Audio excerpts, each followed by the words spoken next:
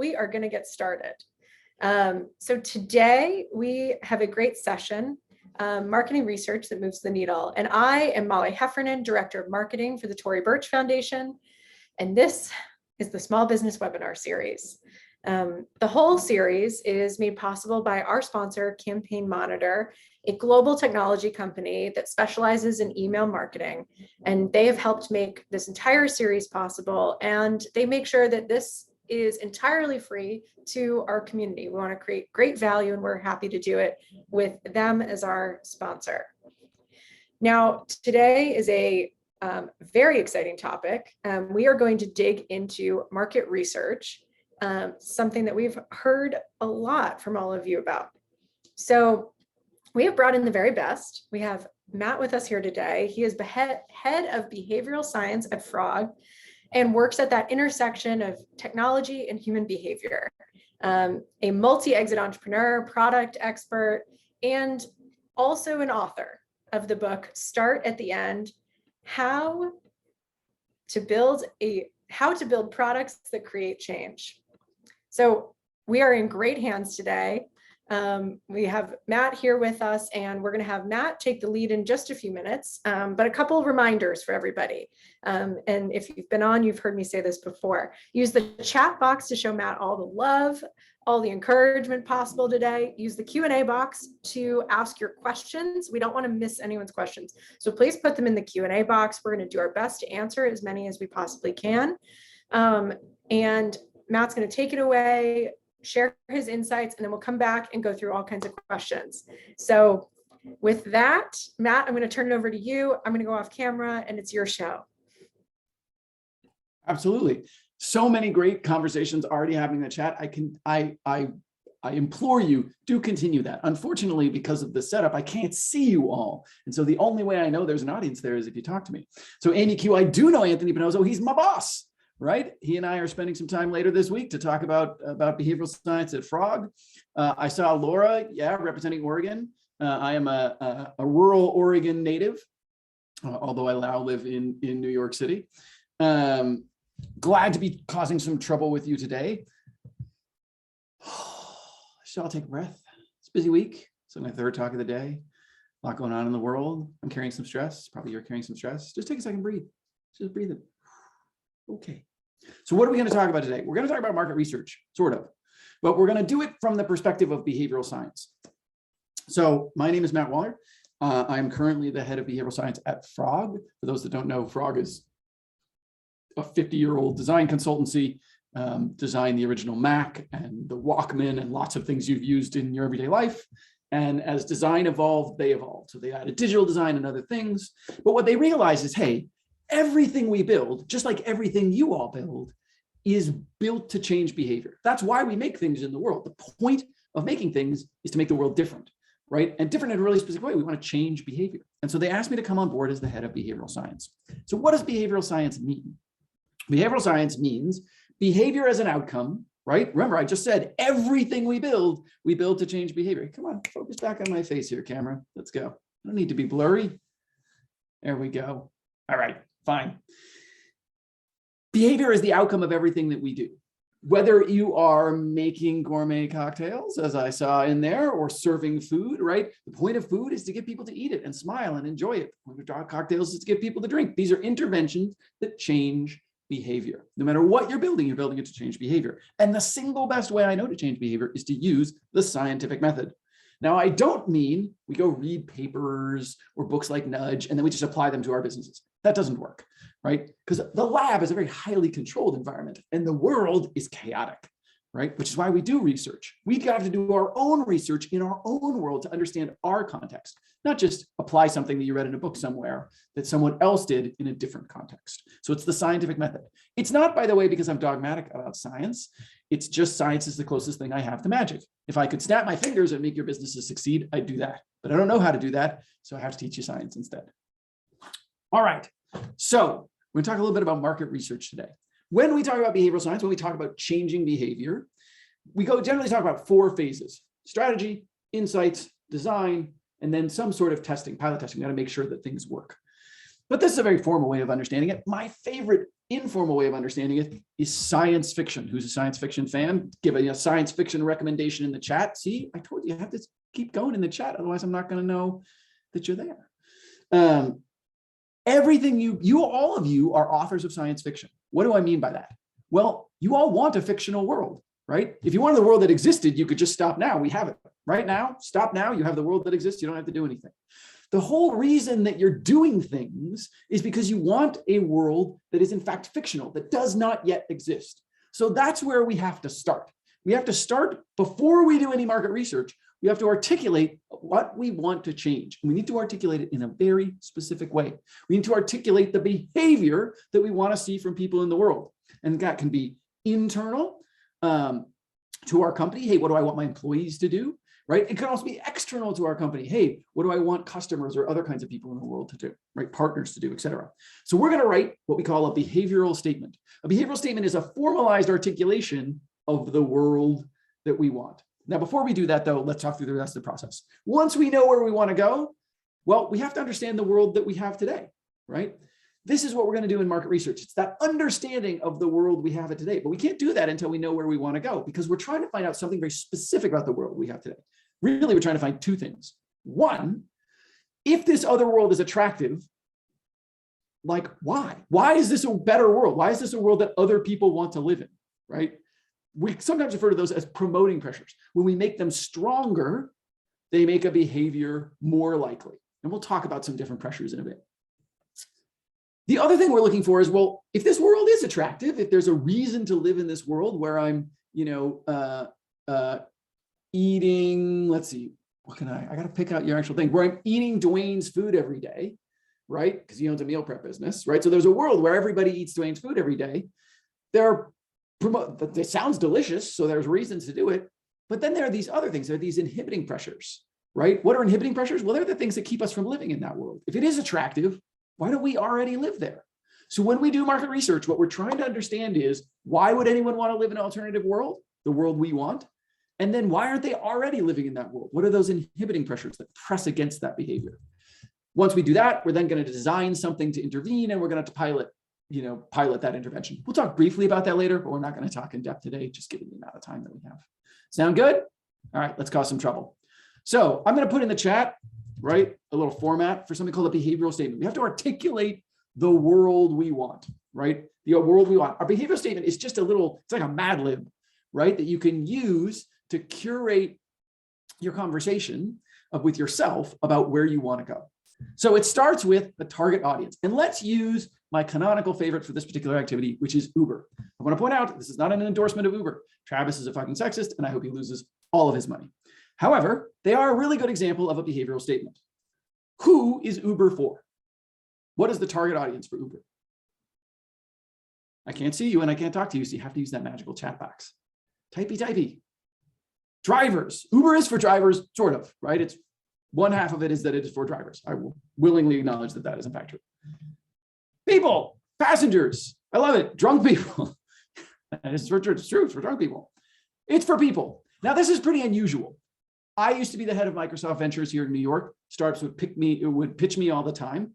All right, Em, you already introduced yourself earlier. We're not going to spam out Black Sheep. Come on, let's use the chat for the conversation we're actually in. There are lots of startups that would come to me in the world and say, hey, I'm for everybody. No, you're not. No, you're not. Your restaurant is not for everybody. Can an infant eat at your restaurant? Right? Probably not. There are boundaries to who you're for. Uber is unusual in that they may literally be for everybody. I'm 100% sure that if I have about a 2-month-old at this point, right, that I'm the godparent of, if that 2-month-old could dial an Uber, I'm absolutely sure they would be like, great, fantastic, get in the back. If the chicken could dial a phone, they would drive it across the road, be like, get in, like they do not care, right? Uber is for everyone, right? So when someone limitations, what must be true in order to take an Uber? So limitations are binary preconditions that must be true for someone to engage in our service product offering, right? So what must be true for me to take an Uber? I have to have a phone. That's absolutely right, right? Dana, I love you, must be able to pay. This is a really important one, right? You can't pay for an Uber with cash here in the United States. So when Uber came out, 15% of adult Americans did not have an electronic form of payment. So 15% of the people who could have used Uber, gone the first day because of a limitation that is being able to pay, right? So you have to have a phone with connectivity. You have to have a credit card so that or some other form of electronic payment so you can pay for it. What else has to be true for me to take an Uber? What else has to be true? How about some geographic limitations, right? I have to be somewhere that Uber serves, and there have to be drivers that are available at that time. I'm here in, on the Upper West Side. There are moments when there just are no drivers available, right? I have to be somewhere that Uber serves, right? And there have to be drivers available. Yep. Africans for Mental Health. It doesn't have your name, so I'll just say Africans for Mental Health. You're 100% right. Payment was so important as a limitation that in order to enter other markets, they actually had to remove it. And you'll find that in your own business, that sometimes to enter a market, you might have to grapple with a limitation that you didn't previously grapple with. You can pay for Ubers in Africa, in Mexico, in Ukraine, in cash, right? So we know people who have some limitations. There's another one that we aren't considering, which is, hey, I have to be able to physically, literally get into an Uber. Not everybody can do that, right? One of the reasons that we write behavioral statements and one of the reasons that we write these limitations down is they help us externalize, right? And help us be articulate about what must be true that we might not have thought of. Most of us are physically, literally able to get into an Uber, right? And so we have a tendency to not think about the fact that that's not true for everybody else, right? I keep sticking with restaurant because I know a couple of you said that you own restaurants, right? We don't think about like, hey, is my restaurant truly accessible to everybody, right? Who are the various people that I'm excluding in the way that I've designed what I have, right? And those may be people on a dietary basis, they may be on a mobility basis, right? We understand those limitations and start to grapple with them. So now, right, going back to our behavioral statement, when people who can physically get into an Uber, have an electronic form of payment, have connectivity, et cetera, et cetera, et cetera, want to what? What is the motivation to take an Uber? Now, a motivation is sort of that binary precondition. It's kind of a special limitation. What must be true for me to want to take an Uber? Yeah, Cindy, I have to want to get somewhere. If I don't want to go from point A to point B, I am not in the consideration set of Uber. But if I do, I am, right? 100% in that moment, I am in that consideration set. So that's what motivation is. It's that binary thing that must be true for people to engage with our service. So when people who, all of the things we listed, want to go somewhere, they will what? What is the behavior that Uber wants? What does Uber want you to do? What does Uber want you to do? Go to their app. So it's true. That's one of the things I want you to do is go to my app. But if all you do is go to the app, you open it up and then you close it, I'm not going to be happy. That's not enough. So really within your business, you're writing nested behavioral statements. This is really important for market research. You have to understand what is it that I'm trying to drive. It might be, hey, I'm just going to try and drive app downloads. I'm not worried about people taking rides, right? I'm just trying to understand app downloads. The corollary for your restaurant might be, hey, I'm not worried about people sitting down and eating. I'm just saying, how do I get people to show up at my restaurant, right? And that's good. It puts a fence, a boundary around the behavior that we care about in that particular moment, right? So if you think about this, the CEO of Uber has a behavioral statement that is something like, take and pay for an Uber ride. But they can parse that out. They can say, okay, you're my CMO, you're in charge of app downloads, right? You want the behavior that is downloading the app. And hey, you're the head of product. You want the behavior that is, using the app. You don't have to worry about downloads and you don't have to worry about usage, right? We've parceled that out. It can be a good way to give tasks to people. Why is this useful to you as a small business owner? Because you can do this to create accountability and autonomy inside of your organization, always all the way down to the lowest piece. You can take on a summer intern, right? So I can have a summer intern somewhere deep in the marketing department of Uber where I say, all right, Cindy, like your job is to get 25 to 35-year-old Latinx women in LA to download the app, right? And I can see how that levers all the way up to the CEO because it's connected by all these behavioral statements, right? So there is all sorts of behaviors that you might care about as a small business owner that you want to write a behavioral statement about. We're almost done, right, with our behavioral statement. So when people, right, who can get into an Uber and have money and all these other things, want to go somewhere, they will take and pay for an Uber as measured by data. How are we going to measure that? Right? We can't say any behavior that we can't measure. They have to be visible behaviors that we get, that we can observe from people. If we can't measure it, we can't get it. One of the failures of a behavioral statement is when someone says something like, and I've had this, CEOs of Fortune 500 companies say to me, well, I just want everybody to love the product. Cool. What does love mean? I don't know what love means, but I want you to show me. You got to tell me what that means. Do you mean you want people to recommend your product? That's a behavior I can observe.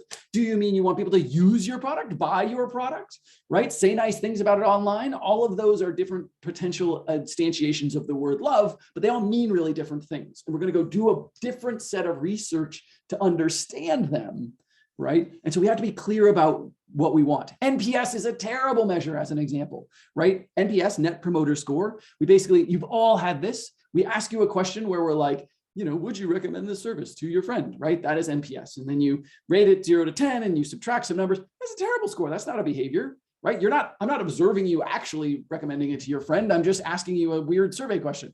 Not good. Net Promoter Score, thumbs down, right? We want a real behavior measure of the behavior we want. Unless what you actually care about is Net Promoter Score. If you need that for some marketing thing and you want people to just click 10 on a survey, that's a behavior. Clicking 10 on a survey is a behavior, but it's not probably the behavior you want. So Kat, you suggested a couple. Number of rides per month. I really like the addition of a time, right? Rides per month. How we measure changes dramatically what we build, right? So you suggested also amount spent a month on Uber, right? Those imply really different things. So if you said to me, hey, Matt, I want you to build something that makes people take the maximum number of rides per month. Well, then I might try and get people to take a lot of short rides, right? Really short rides from here to there. The problem is that really makes drivers mad, right? Because they don't make money on short rides, they make money on long rides, right? So that's going to be better for them.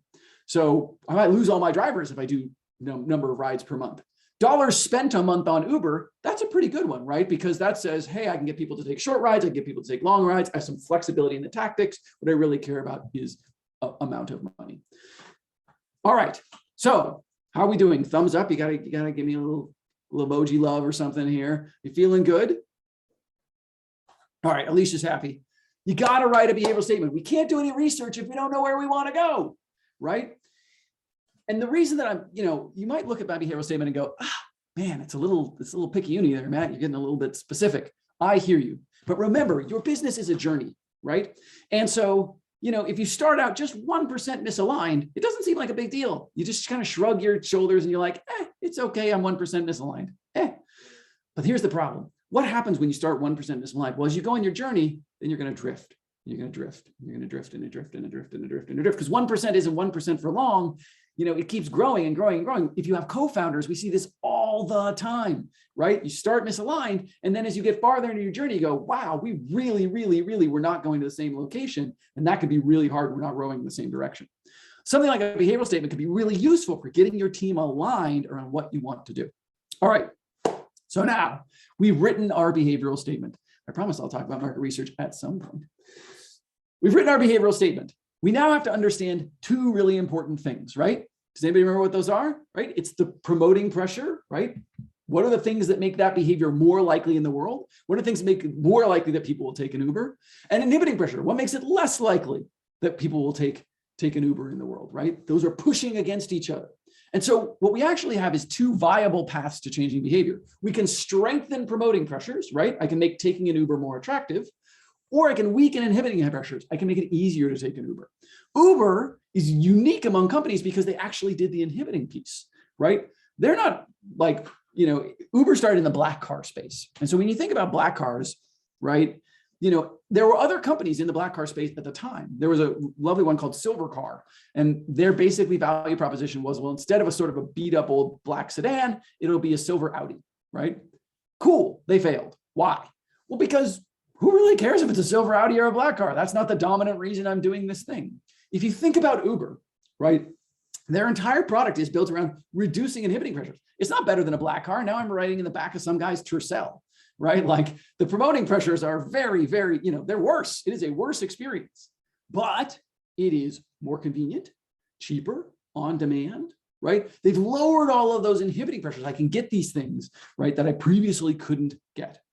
I live in New York City. It's a relatively privileged place. I can go outside, I can stick out my hand, a cab arrives.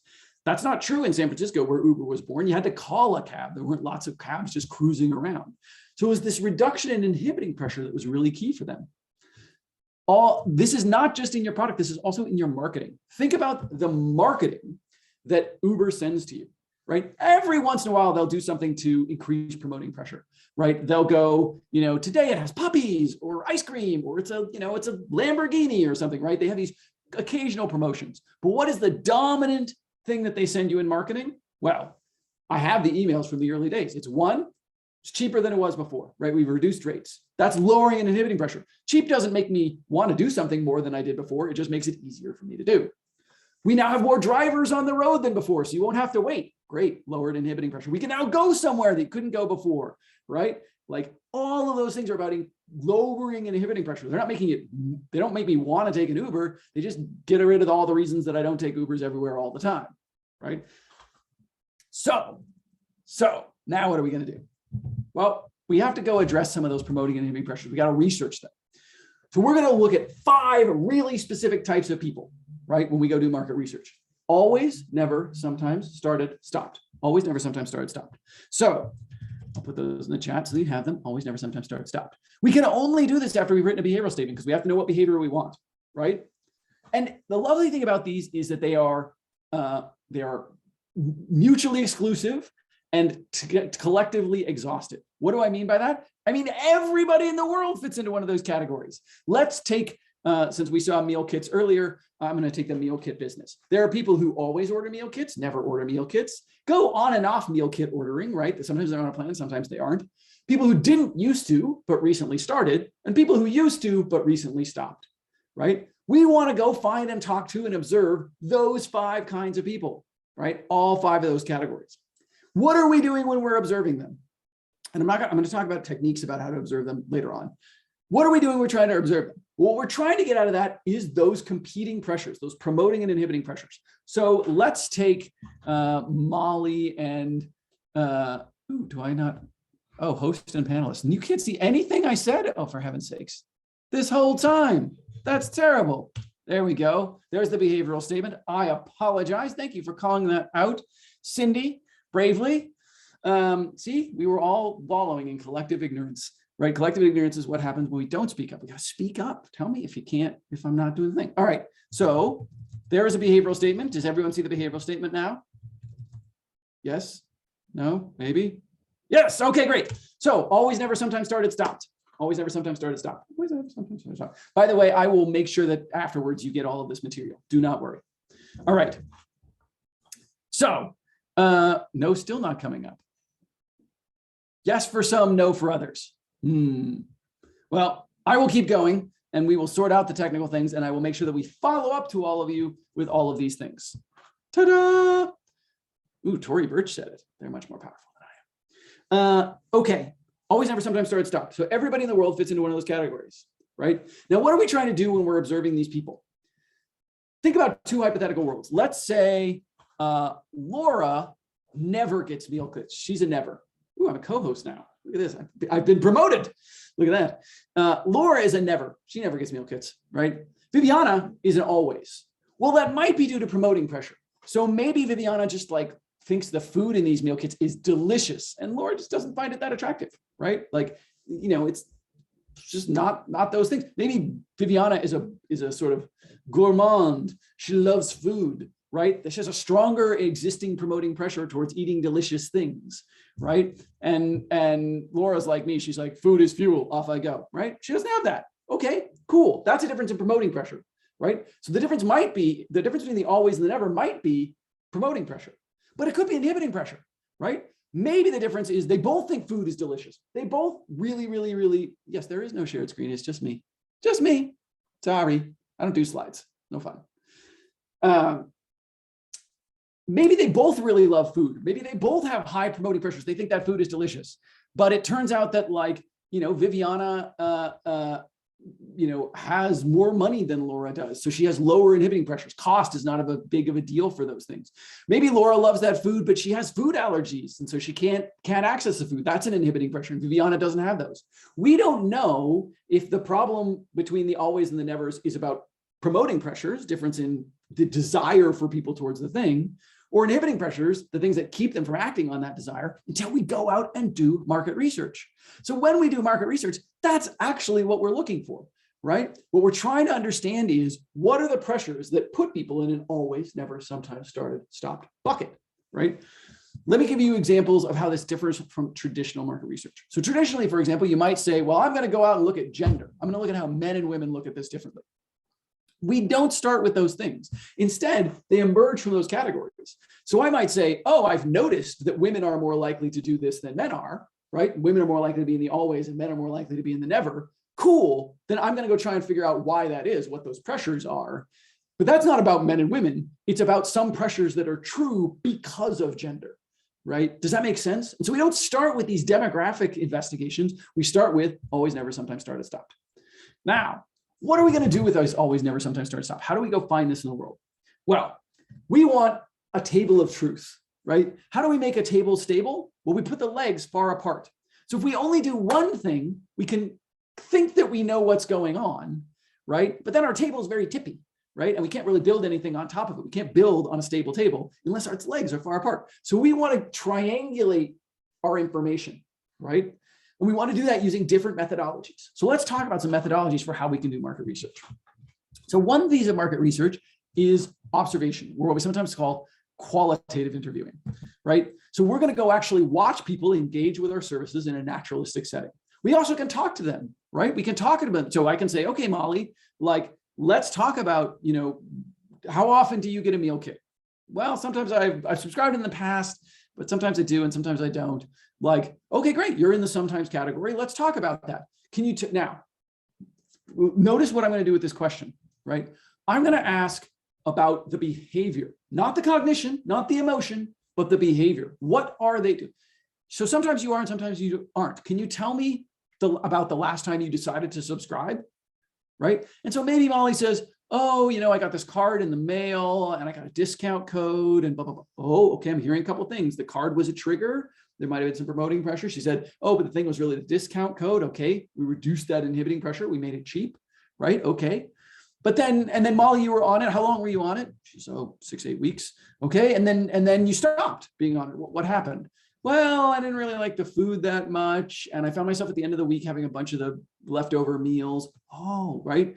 Now, I'm not asking her about leftover meals. I'm not asking, hey, did you like the food or not like the food? I'm letting that emerge organically from listening to her behavior. When did you stop? When did you start? What changed, right? When do you do it? When do you not do it, right? If I can start to understand the prompts, the things external to her in the environment that are affecting her behavior, that's going to help me because those are the things I can influence, right? It's hard to directly influence someone's cognitions, their thoughts or their emotions, right? Cognitions and emotions. What we can do is we can change the environment in which they exist, which then act on their cognitions and emotions, right? So what I really want to use as prompts is when I'm talking to people, I want to ask whether they do it or don't do it. Now, really key point, this doesn't have to be of your product, right? It can be products in your space. It can be things that are based around your desires. So my very first, when I left academia, my very first startup was in the personal financial space. So we had basically a budget app when that was a new thing. We were Mint.com's biggest competitor, got bought by LendingTree, got acquired by LendingTree. And so one of the things I would do all week long, I was the head of product, is I would sit in bars and I would just strike up the person next to me in conversation about their finances, right? I just have a conversation. We didn't have to talk about my product. We didn't have to talk about budgeting. We just have to talk about when was the last time money made you feel good? When was the last time you really made you feel really nervous, right? Can you just describe to me those things, right? We're not talking about my product or service. As a matter of fact, if your product or service comes up in the piece, you want to move away from it if you can, right? What you want to understand is what's going on underneath that, right? How are they engaging with those products and services in that space in general, right? As an example, one of the most fascinating things I ever said, I was sitting next to an Italian woman. She and I got to talking about this. And she said, I don't understand how you Americans save. I said, oh, what is that? What do you mean? And she said, well, You always seem to have goals. In Europe, we don't save for goals. We just save so that if something cool happens, if my friend says, I'm going to the Amalfi Coast this weekend, do you want to come? I have the money to do it, right? I'm not saving for something specific. I'm saving for the possibility, right? The possibility I might see a piece of art that I liked. I don't know, I'm not in advance saying like, well, I'm going to go save for a piece of art. I just, have spontaneous savings for the possibility of something. That was a really interesting insight, and it led to new features. But it didn't come from me like, here's the new menu. Let me show you the menu. Tell me what you think about the menu. No, it came from a more basic conversation about when and how she does something in the world. Does that make some sense? Right? So we want that qualitative interviewing where we're talking about actual behavior. Are we still there? Okay, people said yes. Thank you, Molly and Amy and Viveka. I appreciate you. All right, people are still alive. I've not bored you to death. That is always like a white man danger, is over talking and boring people to death. All right, so we've done qualitative interviewing. We can also observe people, right? I could sit in a bar and just watch people pay for things. Who uses a card? Who uses cash? Do they take their change or leave it as tip, right? Like, how long does it take for them to, I could just watch, right? We don't spend nearly enough time just watching, right? We're always so busy with doing. A good restaurant owner, I'm sticking with restaurants because we talked about them earlier. I'm stuck on restaurants today. A good restaurant owner is sometimes just sitting and watching, right? You don't have to go around to every table and say, hey, I'm the owner of the restaurant. Just watch. What are people doing? When do they smile? When do they cry, right? And you can take notes on that.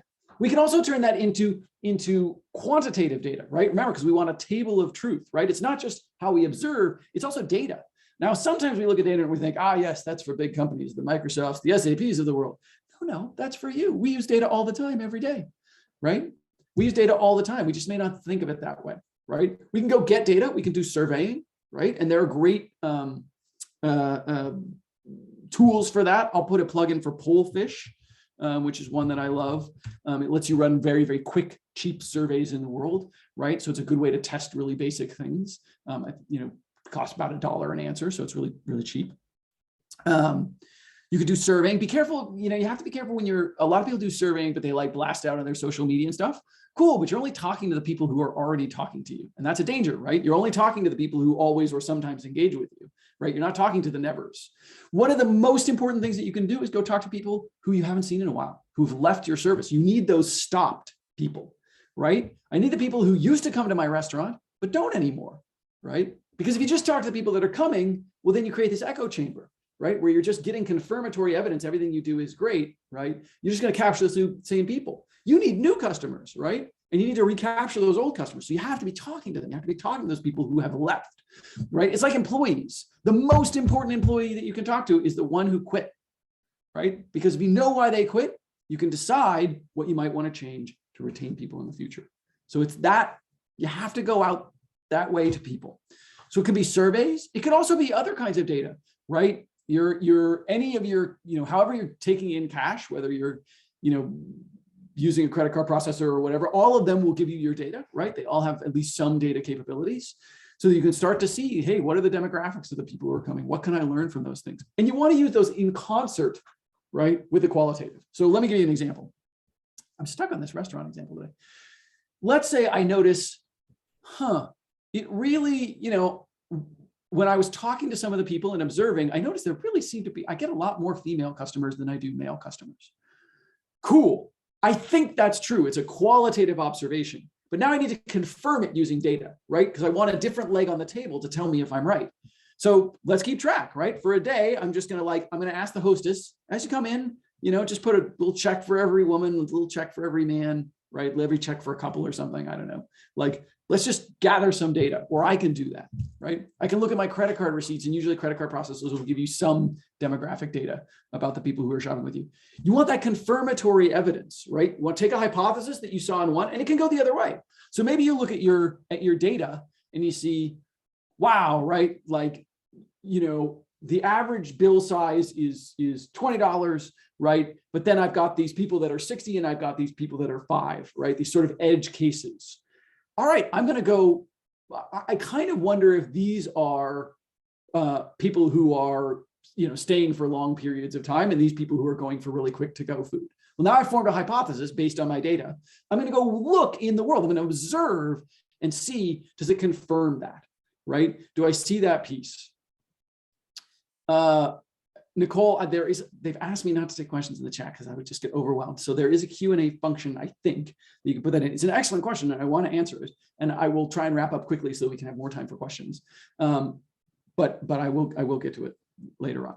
So you want that quant and qual, that confirmatory evidence from different places, right? So what did we learn today? We need to write a behavioral statement, right? Put one in the chat. My target audience, right? Once we know that, we know where we're going, right? Then we can start to do this market research, right? We can start to do qualitative and quantitative research, right? We want that table of truth. We're going to support it from multiple angles. And what are we looking for? Well, we're going to look at those 5 people, right? We're going to look for always, never, sometimes, started, stopped, right? Each of those categories of people. And then we're going to try and say, hey, what is the difference? Is it due to promoting pressure, inhibiting pressure, right? Why are there these differences between each group? Because that's really what we're doing in research, is we're trying to understand those differences. I'm going to talk really briefly to what we do after that, and then we're going to go over to questions. So get your things into the questions, right? And then we'll have a lively discussion afterwards. So once we've got those pressures, we then need to intervene. We need to do something with this market research.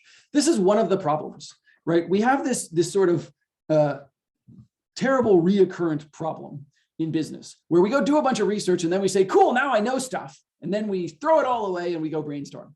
No, we're not going to do that. We're not going to do foundational research or contextual research, right? We're going to bring that research along with us to the next phase. Because really, I can't, pop open Lillian's head and go, here's the don't spam out your business stuff in the chat button and then hit that. And then she does that behavior anymore, right? Like, we don't want that, right? We can't do that. What I really do is I change pressures that then change behavior, right? I change pressures that then change behavior. I don't change behavior directly. I change pressures that change behavior. So in order to do that, I have to bring my insights about the pressures along. So here's what I want you to do. So let's say you own this restaurant and you find out, hey, one of the promoting pressures is identity, right? I'm the kind of person who, let's say we're an African restaurant. I'm the kind of people who eat there have a really serious internalized identity about who they are as a person. I'm the kind of person who eats African food.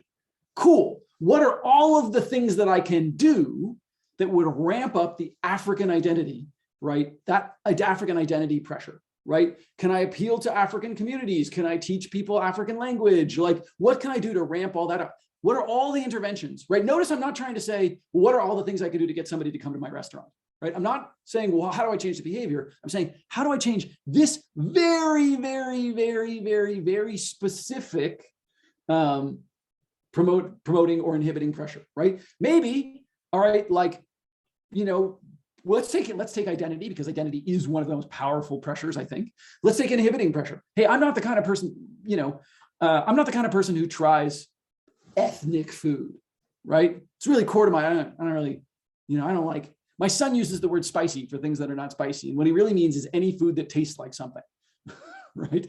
And I'm trying to teach him differently about this word. He has this internalized identity that I don't like spicy. And what he means is I don't like things that have flavor, right? He's internalized that as an identity. Great. Well, what are all the things I can do to sort of fight that identity? So for example, hey, I could put on my menus how African cuisine has influenced what you think of as typical American cuisine, right? What elements have made their way in? Here's a spice that comes from Africa that you didn't know about, right? Like, how can I normalize it for that person and reduce that inhibiting pressure, right?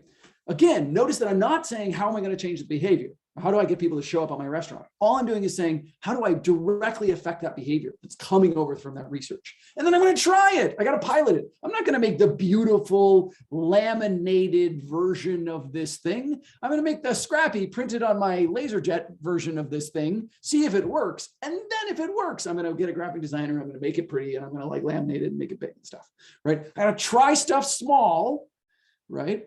Before I do it big. Here's the secret though. One of the things about running pilots is we have a tendency to make them sound like successes, right? They're like, yeah, it looked like it worked. Here's the great thing. We actually established our ruler all the way back at the beginning of this talk, right? We did it in the form of our behavioral statement. Remember where we said, as measured by data. If this got, if I was the intern whose job it was to get, 25 to 35-year-old Latinx women in LA to download the app, well, that's the ruler, right? Either the thing I did caused that to happen or it didn't. I can measure that. I can observe it in the world. I can keep track. Right? we've actually established the ruler for our pilot up front when we wrote our behavioral statement. And that way our research can follow us along the whole time. We're not just trying one pilot, we're trying a couple pilots. Why? Because that helps us learn, right? This is a cycle. It's not something we do one time. It's something we crank over and over and over, this innovation flywheel that you sometimes hear from people. So what we're doing is we're saying, okay, like let's say I think one of the powerful promoting pressures for my restaurant is I'm the kind of person who likes new experiences, tries food from around the world. And I'm going to try a bunch of different interventions around that. Let's say I try, teaching people African language and, a couple other things. If none of those work, well, that tells me my basic insight might be flawed. I thought this was really important. It's not as important as I thought, right? If some of them work, but not others, well, then I know the pressure is real. Hey, that actually changes people's behavior, right? Changing, these pressures actually can get Nicole to change behavior. But I was just better at changing. Some of these things are better at changing the pressure. It turns out the laminated thing was a lot better than the thing I put on the wall, right? So my interventions may or may not have changed the behaviors, changed the pressure, but the pressure is still valid because at least one of them did. Does that make sense? So that's why I try, don't get too overladen on one. It's one of the reasons I want you to do light pilots. I don't want you to make the laminated thing right at the beginning, because then you're going to blow your whole budget on that. I want you to try a bunch of light things and then get just enough evidence to say, oh, maybe I should do the next version of that, right? So let's take, I don't know, maybe we decide we're going to tackle the inhibiting pressure that is, well, I don't like foods that are spicy, right? My son's version of spicy. Okay, great. I'm going to try just for one night. I'm going to add a fusion special, right? Where it's a little more Americanized and, it's a little less spicy. It's a little more palatable to maybe someone who's not as adventurous. And I'm going to just try that as a nightly special. And then I'm going to observe it as it works. And if it works, oh, okay, well, let's try like adding it to the weekly specials, right? Let's try this on a reoccurring basis. And then if that works, then I'm going to add it to the menu, right? You want this smooth continuum of higher and higher fidelity, more and more investment over time as you gather more evidence. Because remember, we are applied scientists. I don't have to be certain. I just have to be right enough. That's what marketing research does. I'm going to wrap up even less than 5 minutes. It's going to be great. That's what market research does, right? It gives us enough certainty, being right enough to take the next step, right? You're not committing to something for life, right? If you try it one night, you try a fusion dish for one night, if it doesn't work, just don't cook it the next night, right? You want low fidelity tests that just give you enough evidence to say, oh, I should put this on the weekly menu. And then they give you just enough evidence to say, oh, you know what, this should become a regular part of my menu. And then enough evidence that says, actually, I should pivot my whole restaurant to fusion. Right? We're gathering evidence. So we're not just observational scientists, right, in this market research piece, but we're also experimental scientists. Part of market research is running those experiments. And now you've had 45 straight minutes of Matt Wallert, the white dude, talking without a breath. So I'm going to drink some lemonade and we're going to answer some questions and it's going to be crazy and fun. I can give more examples as needed. And we'll see if we can have some fun here. Great. Well, I'll give you just a second to take a sip, Matt, because there are a lot of questions for you. And first up is from Nicole, and it's really taking a step back. So many people on today's call are startups, super early stage, maybe pre-having customers. What should these businesses do to start? Should you be doing market research before? What do you do? Where do we even begin? Always. You want to be always doing market research. This should be a constant thing, right? This should be a constant part of your thing. And it doesn't matter how early you are because, so let's say you're Uber. You don't have a car and a driver yet, but people are still all of those things in the behavioral statement are still true, right? I still have people who can physically get into cars and live in a city that I want to service that want to go somewhere and they're doing some alternative behavior today, right? I don't have to wait. People are sat if the desire is real, if the motivation is a real one, people already have it and they're finding a way to satisfy that today. So I don't have to wait. I can start doing that already. I can start talking to those people. Remember, I'm sitting in the bar talking to the Italian woman. We're not talking about budgeting. We're not talking about my stupid app, right? Yeah. We're talking about how does she manage her money today? Well, how does she save? Why does she save, right? How does her money make her feel? When does she feel good? When does she feel bad? I don't have to talk about my app. I do the same thing for Uber. Before I even have a car, right? Before I even have a driver, I can just say, how'd you get here today? What was it like? How was that experience? Why'd you choose that and not something else? Why'd you drive and not take the bus? Right? Like I could start to, when do you take the bus? Right? When do you drive? Like I can start to get to all those things. Right? And if you can't do that, then the real worry is that you're not acting on an existing motivation. And that's a problem. Right? We don't create motivations in people. People have them already. People already want to go from point A to point B. And so if you find yourself falling into the trap of like, well, I can't really talk to anybody because nobody has this motivation today. Uh-oh. Mm-hmm. So a follow-up question to that, because a lot of our community has started businesses out of their own personal hole they saw in the market, something about their own needs that weren't being met. So that's a really interesting place to start. But then as you go to do market research, how do they avoid bringing their own personal bias of why and all of the emotion of why you've started a company into this process? Literally everything that I'm telling you to do today exists because of debiasing. Right. The whole reason, for example, that we write a behavioral statement is so that you can't cheat on your pilots later. You can't tell me they worked, right, when they didn't, according to the rule that you established at the beginning. Literally everything is about debiasing, right? I tried to get you to think about physically, literally being able to get into an Uber, right? Which, because of our bias, we might not see. But when we're forced to list out the limitations, we can question that. That's also why we triangulate, right?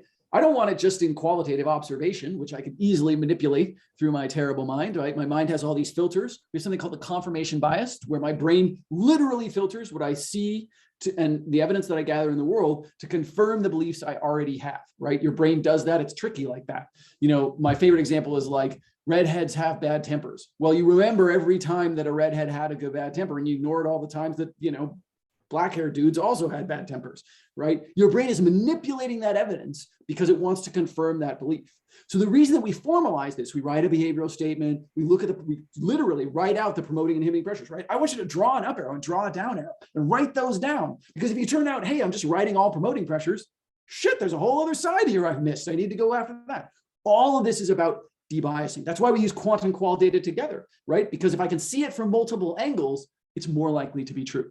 Now, even with all of that, you'll still fall victim to confirmation bias. We're humans. That's okay, right? It happens. All what we're trying to do is make that harder to do. So Matt, you've given some great advice for people who have customers that they can observe in person or, you know, at register. But what about for a lot of these businesses that are entirely online? What are some quick tips, quick tactics to observe your customer in this digital world? Well, if you have customers, you probably have data, right? So there's sort of a 2x2 matrix here, right? There's online, offline, have customers, don't have customers, like pre-customer, right? So let's just talk through this grid. So you're on the online side down here. If you have customers, they're probably yielding some data. You need to make sure that data is getting recorded, right? Like WordPress and everything else has analytics. You got to use it, right? You got to make sure it's on. You got to set the Google cookie so that you can get that data and analyze it, right? If you don't have customers, remember what I just said. They're still doing something, right? How do you get access to that data, right? There's a huge amount of public data online about, you know, people that are going to, you know, what amount of traffic does, you know, what are the most trafficked websites in a particular vertical, right? Like who are their demographics? Lots of that data is available publicly online that you can go after. And you can also talk to people in the real world, right? Talk to people, you can talk offline about people's online behaviors, right? Like sit in a bar, right? Talk to people, they are using apps. They might not be using apps in that moment, but they use apps in general. And so, you know, if it's a market worth serving, it's already out there somewhere. Yeah. So in that vein, for a lot of people who are embarking on market research, how do you budget for this? How do you approach it for the first time in your business planning, and how do you make sure that you're not being sort of taken for a ride potentially with all the people out there offering their services? Okay, you know, don't start with a consultant, right? Start with yourself.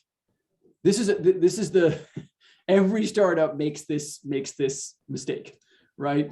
Every startup makes this mistake, which is that they go spend a bunch of money on things that they shouldn't spend money on. Start with yourself. If you haven't sat in a bar and talked to people about this thing, then you shouldn't spend a dime, right? You have to try it yourself first. Now, you might recognize later, hey, I need some additional expertise. That's cool, right? But you have to start with you. And so, you know, pick a social place where there's lots of people and they're open to talking, church, bars, wherever you want, parks, who cares, right? And then just start having those conversations, right? You got to invest that time. So it's not a money thing, right? It's a time thing. So when you're asking about budgeting, what I would say is, what amount of time per week are you doing this? And are you carving out time on your calendar to be explicit about this? And then the other piece I would say is, and then be the person that does it all the time, right? Be the person in the back of the cab who's just paying attention. Put your phone down and pay attention to the world around you, right? What's going on in this subway car? You can cultivate, it's like a muscle, right? You can lift these, right? I sit on the subway all the time and I'm like, okay, why did that guy get up and give his seat to that woman? Like, what could I have done to make that happen earlier? What could I have done to make sure that would never happen, right? What could I do to get everybody to put their phone down? What could I get to everybody to do jumping jacks? How could I get everybody to sing New York, New York right now? Like, what are all, just start playing those little mind games of like, how do I affect the pressures in this situation to change the situation through observation? So now, say somebody has done the research, and we saw this question come in from Bia in the chat. So she has intel on, what scents of candles her customers like and don't like, or what people like and don't like. Let me rephrase, what people like and don't like. But then bridging the gap, right? So you know what people like, but how does she know what the actual end customer likes? And how do you kind of bridge the gap between your research and then the actual behavior and conversion? And what do you do if those end up being in conflict? Everyone tells you like, I'm a great person, but then they go out and do that thing. Yeah. So again, this is why I don't want their cognitions about, I don't want their self-impression. I want them to tell me, just describe a time when you did this. So as an example, at the first startup, I would ask about, when was the last time you fought with your partner about money? What started it? What ended it? How'd the conversation go? Like, how did that fight happen? When was the last time you guys celebrated something together? Right. So I'm not asking you for cognitions about your own perception of how you relate to money. Those are almost certainly lies. And they're not lies in the like conscious sense. They're lies in the like Dr. House sense, which is to say we're really poor understanders of ourselves, right? We'll give you an answer, right? This is why, if you ever run like the lean startup canvas, you'll ask people questions like likelihood to buy, right? Well, how likely are you to pay for this service? I don't care. That's not nope. That is completely useless information and will drive you in dramatically the wrong direction. And it will particularly drive you in dramatically the wrong direction if the only people you ask are your friends, right? Or people are natively want to give you the answer you want. So if I say, how much will you pay me for this service? I'll say a lot because it costs me nothing to say that. And I want you to like me, right? I don't do that. Tell me how you're doing it today. How are you meeting this need today? How much money are you paying? When was the last time you paid? Here's a great question. Let's go back to the like personal finance thing. When was the last time you paid for financial advice? When was the last time you paid for a financial service? So rather than asking, what would you pay for? When did you pay? Right? When was the last time you spent money on this thing? Because if somebody says, well, I never spent any money on this thing, then maybe that motivation isn't as key as you thought it was, right? You're local, you're trying to charge $100 for it. They've never paid for it before. That's a problem. Yeah. So ask questions to get to truths, not to hypotheticals. So once you have all this great information, how do you recommend folks tuning in today present this information to potential investors or even to banks who they're applying for a loan or to prospective grant programs, all the places we're trying to get capital? How do you articulate this without saying my customers are all women 18 to 95? Yeah. So if we look at our behavioral statement together, right? I often in decks will ask you to put a trimmed down version of this. We get rid of limitations and data, right? Because those are our internal, right? Like limitations and data are details that we have to be concerned about, but they're not really core to our value proposition, right? And then it's just when target audience wants to motivation, they will behavior. Can you tell me that for your business? That should be a slide in your deck. And by the way, it shouldn't be 15 to 25-year-old women, right? All of those three variables, target audience, motivation, and behavior, should be as the person would describe it, right? So, Molly, what did you do today? Well, I took an Uber, right? Okay, I have to describe the behavior in the way she would say it. I took an Uber. She didn't get in and pay for an Uber. She took an Uber. That's how she described it, right? Motivation, why'd you do that? Well, I wanted to go to work. Okay, great. So it's about going from point A to point B, right? Like she wanted to go somewhere. I have to put it in her language, right? Not my language, not some technical, sophisticated language, but that common language. And I want those three things in common language on a slide that you can give to an investor. Then I want you to paint out the promoting and inhibiting pressures, right? And then what are you doing? Like where are you, right? What key pressure are you changing that's going to change because remember, your job is to get the always and the never and the stopped, right? And the sometimes to move to the always and started, right? You try to get rid of these three and get everybody in the world to be always or just started, right?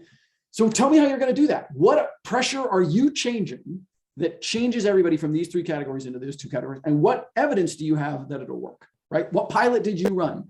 If you have not run a pilot, I'm going to send you away and get more. Don't come back and tell me you need money to run a pilot. No, right?